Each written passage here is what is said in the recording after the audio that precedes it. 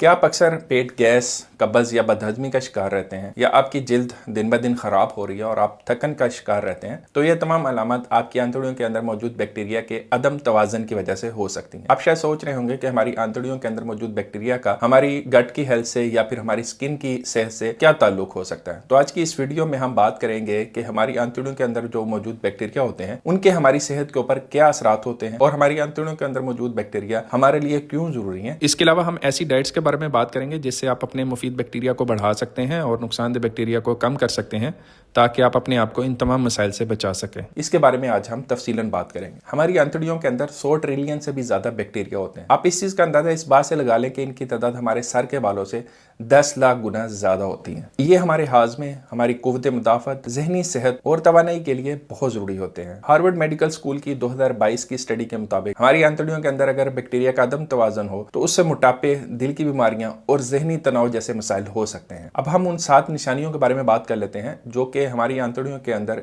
Bacteria के अदम तवाजन की वजह से पैदा हो सकती हैं। नंबर 1 पे है बार बार कब्ज का होना या डायरिया का होना, यानी मोशन लग जाना।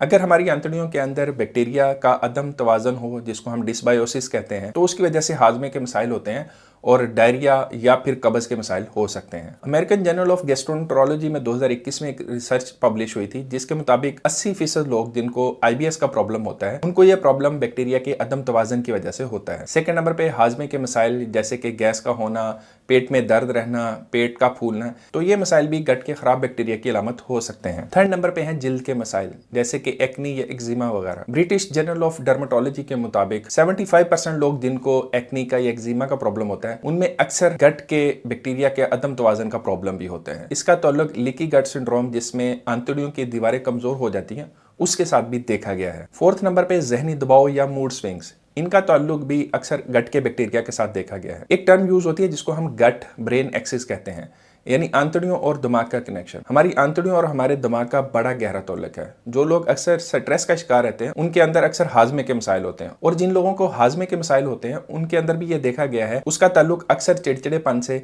या जहनी परेशानी से भी होता है। फिफ्थ नंबर पे नींद के मसाइल या थकन का रहना, उसकी एक वजह भी आपके गट के बैक्टीरिया हो सकते हैं। जिन लोगों में गट के बैक्टीरिया का प्रॉब्लम होता है उनके अंदर मेलाटोनिन नाम का एक कंपाउंड जो है वो कम रिलीज होता है, जिसकी वजह से उनको अक्सर नींद के मसाइल होते हैं।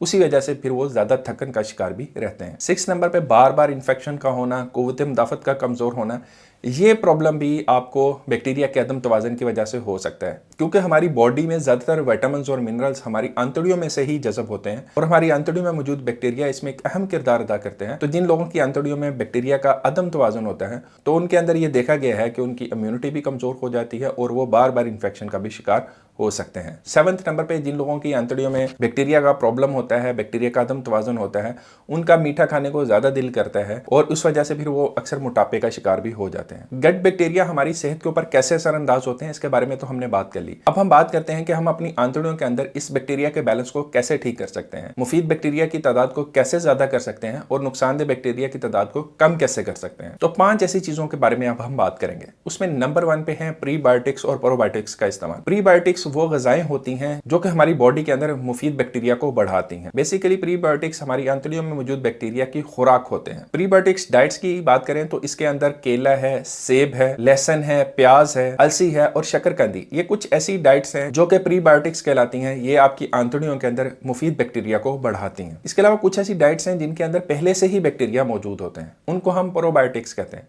उसकी जो सबसे बेहतरीन मिसाल है वो दही है। इसके अलावा दही से बनाई गई लस्सी के अंदर भी बहुत अच्छी मिकदार में मुफीद बैक्टीरिया होते हैं। इसके अलावा एक और चीज़ जो कि हमारे घरों में काफ़ी ज़्यादा इस्तेमाल होती है वो है अचार। अचार के अंदर भी काफ़ी मिकदार में मुफीद बैक्टीरिया मौजूद होते हैं। इसके अलावा सौरक्रॉट और कैफीर ऐसी चीज़ें हैं जिनके अंदर प्रोबायोटिक्स होते हैं, लेकिन ये हमारे यहाँ इजीली अवेलेबल नहीं होते। आप किसी भी अच्छे बड़े मार्ट से इनको खरीद सकते हैं। सेकेंड नंबर पे अपनी डाइट को बेहतर करना, उसके अंदर सब्ज पत्तों वाली सब्जियों को शामिल करना, फाइबर का इस्तेमाल ज्यादा करना, और अगर फल खा रहे हैं तो उसमें कोशिश करें बेरीज का इस्तेमाल करें। चीनी और प्रोसेस्ड फूड को आपने कम करना है क्योंकि ये आपकी गट के अंदर से मुफीद बैक्टीरिया को कम करती हैं। इसके अलावा वर्जिश करें, पानी का ज्यादा इस्तेमाल करें, जहनी तनाव को कम करें। तो ये वो तमाम आदत हैं जिनके ऊपर अमल करके आप अपनी आंतड़ियों के अंदर मुफीद बैक्टीरिया को बढ़ा सकते हैं, नुकसानदेह बैक्टीरिया को कम करेंगे। तो इस तरह से आप अपनी आंतड़ियों के अंदर बैक्टीरिया के मुफीद बैलेंस को रीस्टोर कर सकते हैं और अपनी गट हेल्थ के साथ साथ अपनी ब्रेन की हेल्थ को, अपनी स्किन की हेल्थ को और ओवरऑल आपकी जिस्मानी हेल्थ को बेहतर कर सकते हैं। अगली किसी और वीडियो में फिर मिलते हैं। अपना ख्याल रखिएगा। अल्लाह हाफिज़।